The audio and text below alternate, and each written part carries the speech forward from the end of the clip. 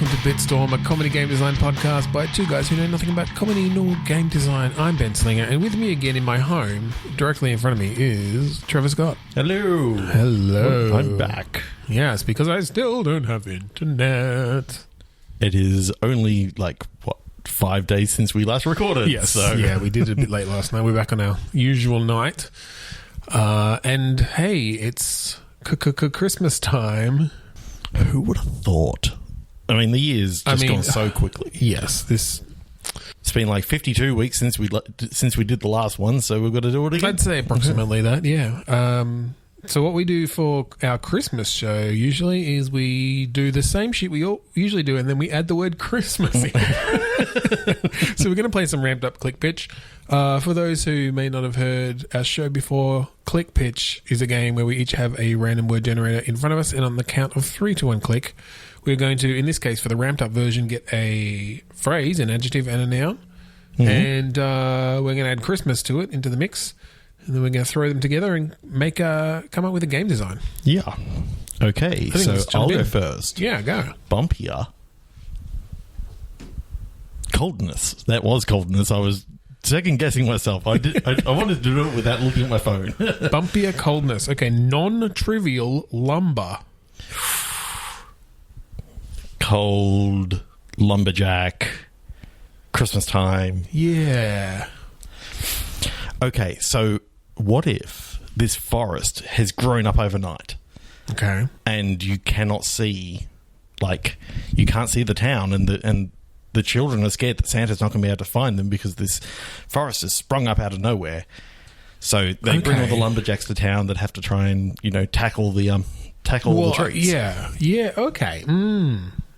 I was thinking that you just play a lumberjack, but I actually kind of like the idea of controlling a team of lumberjacks. Almost maybe in a kind of a Pikmin-ish, sort of you're directing, send 5 over there, send 10 over there, and depending on how many you send is how fast they'll get through cutting that tree down or something. Yeah. That's kind of cool. And then you're sort of having to make a path through. Maybe Santa's literally on his way. But I like the idea that the trees are literally regrowing almost as fast as you can cut them down. So you only get a little bit of leeway, and so therefore, you've got your lumberjacks going through with your chainsaws. Little bit of tree weight. No, that didn't work.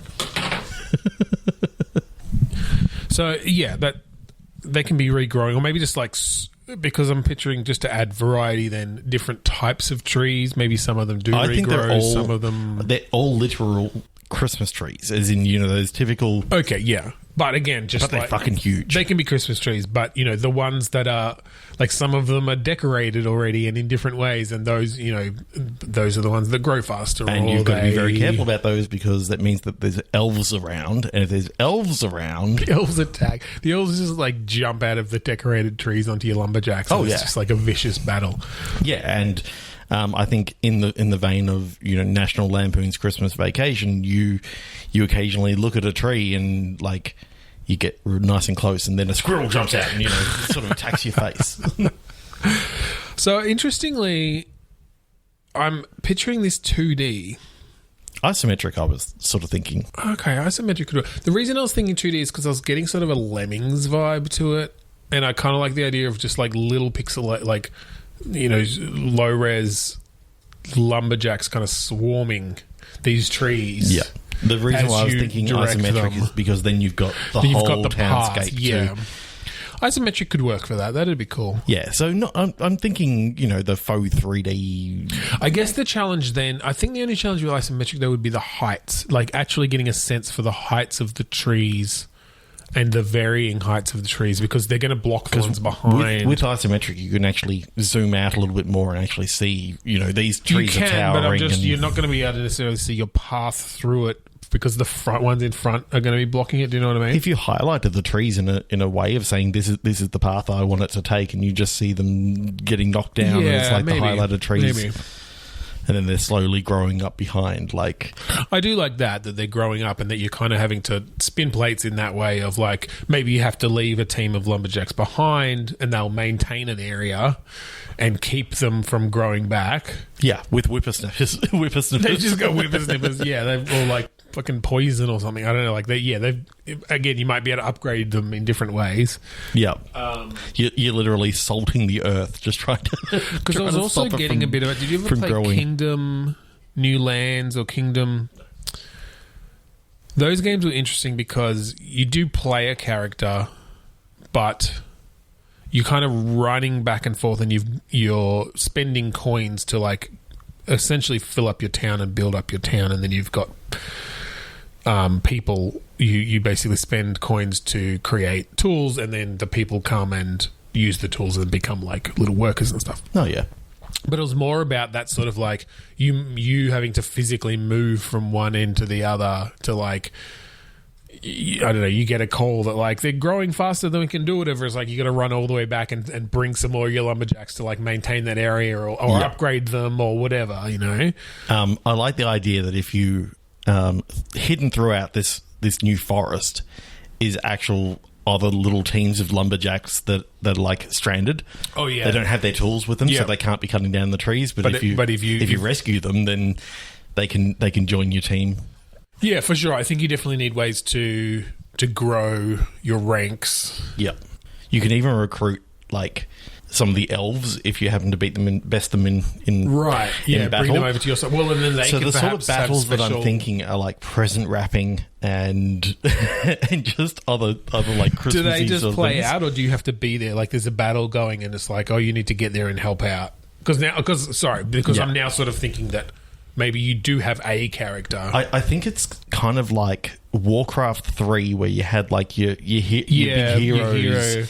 And then you can sort of command a group of people to go here, but you're really just controlling this one hero. It's just that any time that you control anyone else is like you're giving them commands. You're not actually sort of directly controlling them. Yeah, yeah. Well, and that works a bit like Pikmin or like Overlord. That one with the where you're sending your crew out. That's cool. I like that.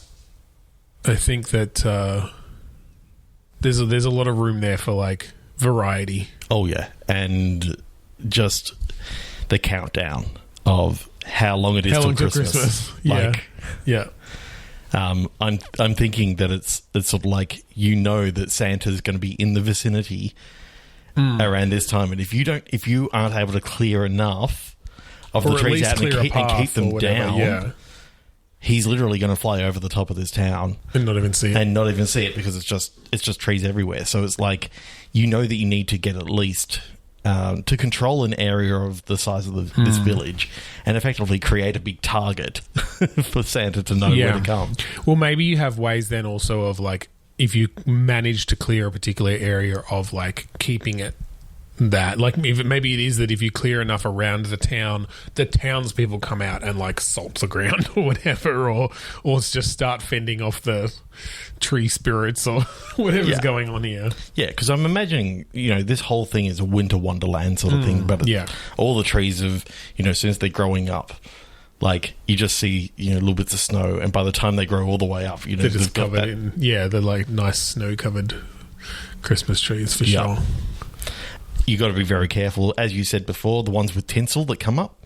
Oh that's if you go to at them with a chainsaw, that tinsel's going to get stuck in the blades. It just gets stuck right in there. That shit's vicious. But it's worth harvesting them for the tinsel dust. Exactly, because then you can upgrade you can trap elves, of course.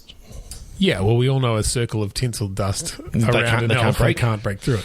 Yeah. That's it's just common knowledge. Santa we all 101. learned that growing up to stay safe, and nobody ever forgets it. All right, 3, 2, 1, click. Adaptable puppet. Primed assassination. I do like the idea of a puppet assassin. Ooh. How would that work? How does the person with his hand up the pub like what's their role in that situation? I like the idea that this is a puppet that was born in Santa's workshop. Right, of course. I forgot about the Christmas thing. Too much elf dust was, accidentally dumped on him when, Santa was drunk and, sort of laughing at his elves and all this sort of stuff. Oh, And yeah, he treats him like shit. Yeah, and he knocked over a pot of elf dust onto this puppet. So the puppet Which is just actually becomes like elf droppings. Yeah. Yeah, that Santa keeps around because it's got magical properties. Exactly. It's really why the elves are there. Yeah, and, I mean, he snorts that elf dust. Like, Well, that's what he was drunk on, yeah. Yeah. It's kind of an intoxicant as well as, gives him a real mellow high. Yeah. So anyway, yes, he spilled that onto a puppet and it came to life. It comes to life. Yep. But it was scared because of, you see this big jolly if the first thing... fat guy. And if the first thing you see when you come into this world... is him berating elves and the like, maybe you want to keep quiet. And then he gets packed into a box. And okay. Gets sent out as a present. And then that morning, he's, delivered to an unsuspecting child. And as soon as the child, I think the child is maybe, 10, 11, puts it on his hand. And preteen. And, the puppet starts talking and goes, dude, you gotta be careful. Like, Santa's crazy. Santa's crazy. You don't know. Like, you don't know what it's like. And so then is he trying to assassinate Santa? Is that where this is going there? Is he trying to like... He's worried for the welfare of the elves than humanity. It's Santa's out of control, man. It's out of control. Now, I don't know whether I should give this away now or we'll do it later. Okay. Like, what I'm thinking actually happens. Yeah, I'll wait till later. We'll lead up to it. So there's, obviously he can't do anything this year. Like, so he's got a full year to get ready for when Santa comes back. Yep. Because he knows.